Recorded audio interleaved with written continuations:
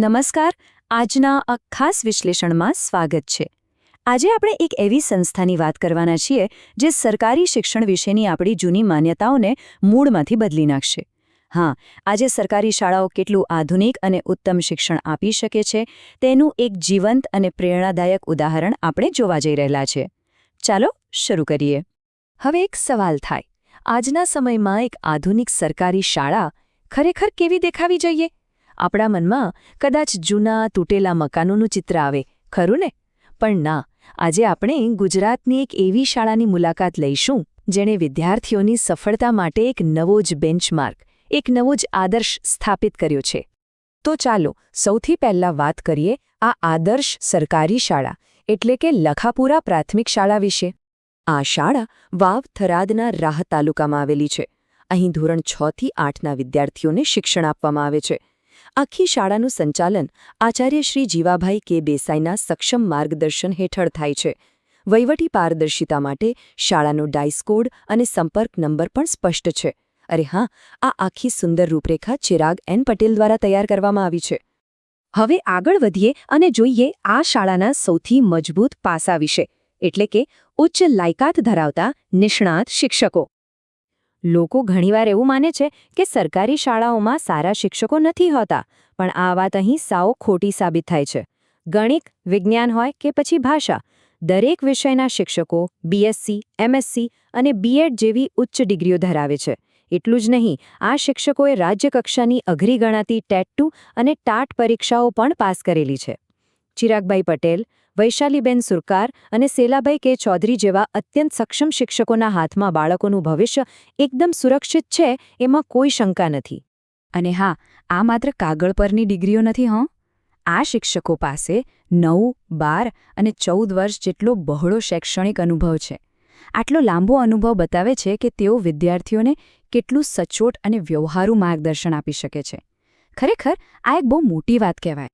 ચાલો હવે વર્ગખંડો અને ત્યાંની ભૌતિક સુવિધાઓ પર એક નજર કરીએ. જૂના જમાનાના પેલા ચોક અને કાળા બોર્ડવાળા ક્લાસરૂમ ભૂલી જાઓ. અહીં લખાપુરામાં લેટેસ્ટ ટેકનોલોજીથી સજ્જ સ્માર્ટ ટીવી ક્લાસરૂમ છે અને એકદમ અદ્યતન કમ્પ્યુટર લેબ પણ છે. શિક્ષણને આધુનિક બનાવવાનો આ પ્રયોગ ખરેખર દાદ માંગી લે એવો છે. આ બધું જોયા પછી કોઈ કહી જ ન શકે કે આ એક સરકારી શાળા છે. અને ભણતર કંઈ માત્ર સ્ક્રીન પૂરતું સીમિત થોડું છે. અહીં વિજ્ઞાનના રસપ્રદ અને જાદુઈ લાગતા પ્રયોગો દ્વારા બાળકોમાં નવું જાણવાની જિજ્ઞાસા જગાવવામાં આવે છે. સાથે જ શારીરિક વિકાસ તો એટલો જ જરૂરી છે, બરાબર ને? એટલે રમતગમત માટે વિશાળ મેદાનો અને જરૂરી એવા તમામ સ્પોર્ટ્સના સાધનો પણ અહીં ઉપલબ્ધ છે. હવે અહીં એક બહુ જ અગત્યની વાત નોંધવા જેવી છે. વિદ્યાર્થીઓને અને તેમના વાલીઓને આર્થિક રીતે કોઈ જ બોજ પડવા દેવામાં આવતો નથી. શિષ્યવૃત્તિ, યુનિફોર્મ, પાઠ્યપુસ્તકો, સ્વાધ્યાય પોથીથી લઈને ડ્રોઈંગ માટેની ચિત્રપોથી અને આર્ટ એજ્યુકેશન કિટ સુધીની તમામ વસ્તુઓ એકદમ વિનામૂલ્યે પૂરી પાડવામાં આવે છે. મતલબ કે દરેક બાળકને ભણવા માટેના પૂરા સાધનો મળે એ વાતનું ખાસ ધ્યાન રખાય છે. આગળના વિભાગ તરફ જઈએ, જે છે બાળકોનું સંપૂર્ણ પોષણ અને કલ્યાણ.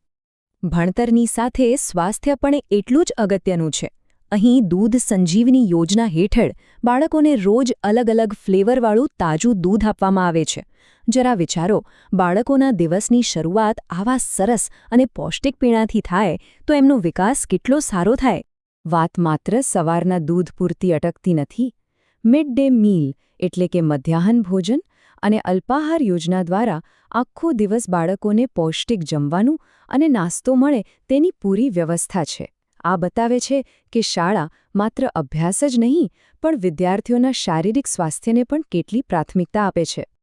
હવે જોઈએ આપણો છેલ્લો વિભાગ, સર્વાંગી વિકાસ અને બાળકોનું ઉજ્જવળ ભવિષ્ય. આ શાળા બાળકોને ભવિષ્યની સ્પર્ધાત્મક દુનિયા માટે પણ અત્યારથી જ તૈયાર કરે છે. CET, જવાહર નવોદય વિદ્યાલય, NMMS અને જ્ઞાન સાધના કે જ્ઞાન સેતુ જેવી મહત્વની પરીક્ષાઓ માટે પાયામાંથી જ સચોટ માર્ગદર્શન પૂરું પાડવામાં આવે છે. જે બાળકો આગળ જતાં મોટી શૈક્ષણિક સિદ્ધિઓ મેળવવા માંગે છે તેમના માટે આ એક ખૂબ જ મજબૂત પ્લેટફોર્મ બની રહે છે. અને નવી રાષ્ટ્રીય શિક્ષણ નીતિ 2020નો અમલ તો જુઓ. અહીં આનંદદાયી શનિવારની ઉજવણી થાય છે. અઠવાડિયાના અંતે પુસ્તકોના ભાર વગર વ્યવસાયલક્ષી શિક્ષણ અને નવી સ્કિલ્સ શીખવવામાં આવે છે. આનાથી ભણતર કોઈ બોજ નથી લાગતું, પણ ખરેખર એક મજાની પ્રવૃત્તિ બની જાય છે. આ ઉપરાંત શાળામાં સતત અલગ અલગ સાંસ્કૃતિક કાર્યક્રમો અને ખાસ દિવસોની ઉજવણી થતી રહે છે. આવી પ્રવૃત્તિઓથી માત્ર બાળકોનું જ્ઞાન જ નથી વધતું, પરંતુ શાળા અને આસપાસના લોકો વચ્ચે એક સુંદર, જીવંત સમુદાય અને એકતાની ભાવના ઊભી થાય છે. મારી શાળા સરકારી શાળા, ઉચ્ચ અને ગુણવત્તાયુક્ત શિક્ષણ સરકારી શાળા, મૂલ્યલક્ષી શિક્ષણ સરકારી શાળા. આ વાક્યો માત્ર કોઈ સૂત્ર નથી. આ એક ગર્વ છે, એ વિશ્વાસ છે જે ત્યાંનો સ્થાનિક સમુદાય અનુભવે છે.